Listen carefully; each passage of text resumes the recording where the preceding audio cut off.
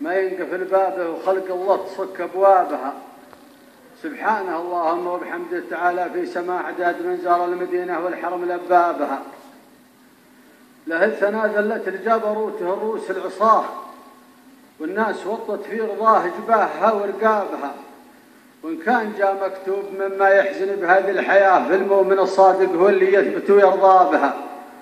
وترى الشماتة ما وراها خير ما فيها غناه، وبلون علينا اليوم ممكن بكرة أنت بلابها. لو يشمت أهل القاهرة فيما حصل فيها الحماه، يمكن يدور الوقت ثم يصيبهم مصابها.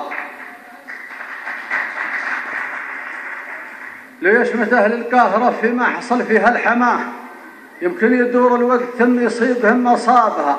والرجل من فعله ومنطوقه يحدد مستواه، ولا تحل المشكلات إلا تحل أسبابها. قل الحقيقة لو تغيظه للمناصب والدهاء، والله بيكفي شرها وسيوفها وحرابها.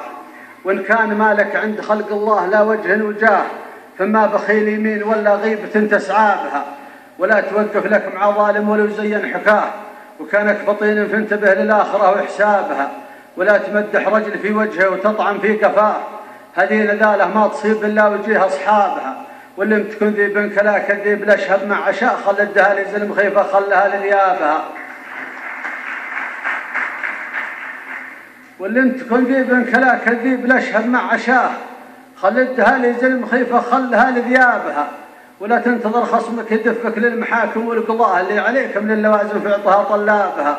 والموت سنة وابن آدم كل واحد في سراه، لابد ما نسكن بباطن الأرض تحت ترابها. والصبر مفتاح الفرج والصدق دربك للنجاح، وإن كنت صادق ما عليك من العرب وكذابها.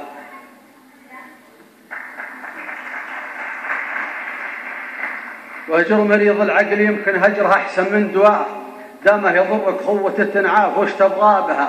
ما ابغى حضوره لا سلامه لا جميله لا دعاء، ولو لا يخاف الله مصلي قبلة صلى بها. ولا تستشير الجاهل اللي قد تبين لك غباء، تطلع نتائجها تبين لك غباء من جابها. وؤمن بما قدر لك الله لا تجادل في قضاه، واحذر عقاب الله وخلقه لا تخاف عقابها. ولو انت صمقان ابن جابر ولا من بعض اقرباه، في حكم ربي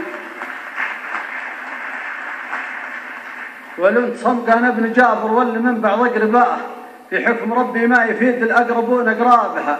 وندري أن الشيخ قوم ما يخيب من نصاحجته، وانا في خاطري حاجات رب درابها.